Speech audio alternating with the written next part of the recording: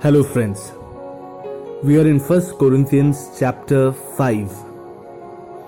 In chapter 5, Paul is addressing an extremely serious issue that the church in Corinth is facing, and that is sexual immorality.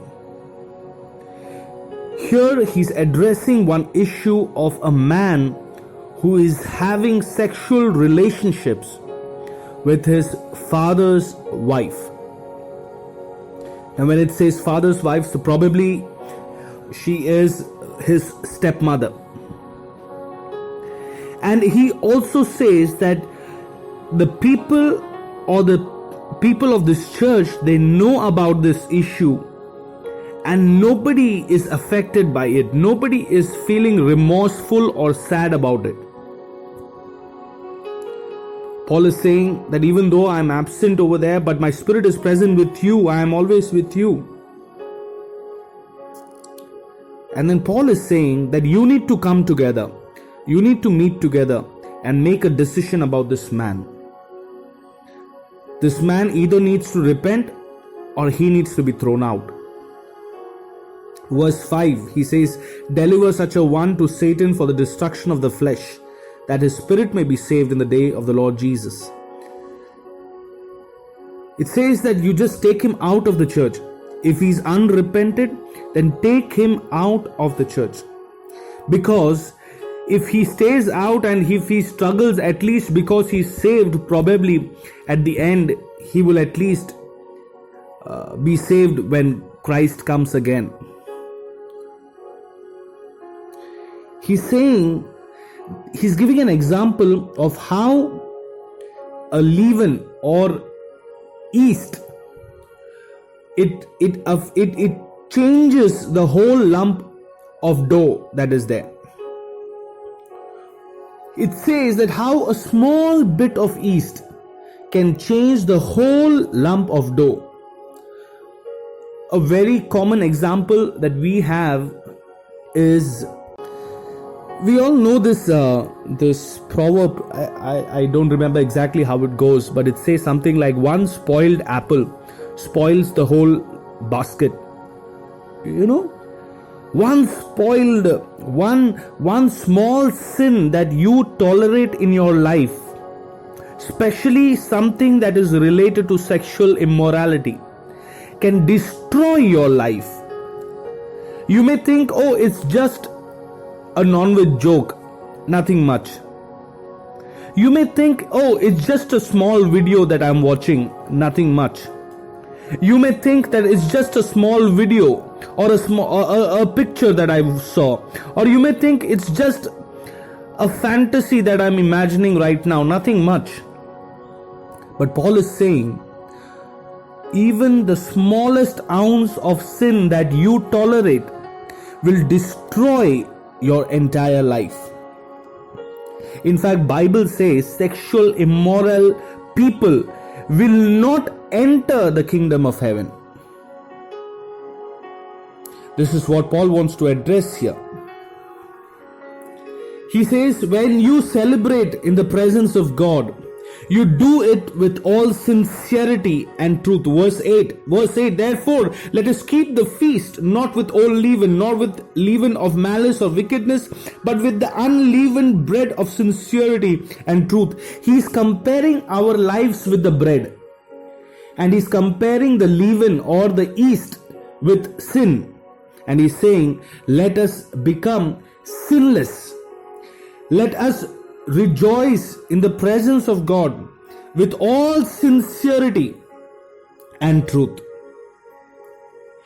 And then he goes on to say in verse 9 that in my epistle, he's saying, in my letters I have written to you, don't keep company or don't be friends with people who are sexually immoral.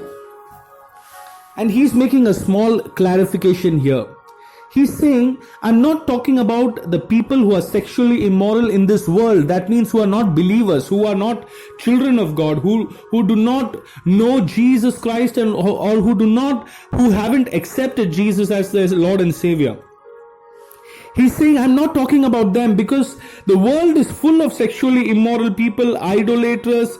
The world is full of these people, covetous people, extortioners. He said, hey, I'm not talking about them, because them you need to be, because you cannot leave this world and go. You are living in this world which is full of sinners. God loves sinners but hates their sin. But Paul is saying, be extremely careful when a fellow believer, when a person who believes in Christ is sexually immoral and continues to live his life of immorality without being ever repentive about what he is doing. You see, it's written in verse 11, but now I have written to you not to keep company with anyone named a brother who is sexually immoral or covetous or an idolater or a reviler or a drunkard or an extortioner, not even to eat with such a person. He's talking about a believer, a fellow believer, who is not ready to repent and turn from his wicked ways. Who, even when his sin is exposed, he says, no, I will not change.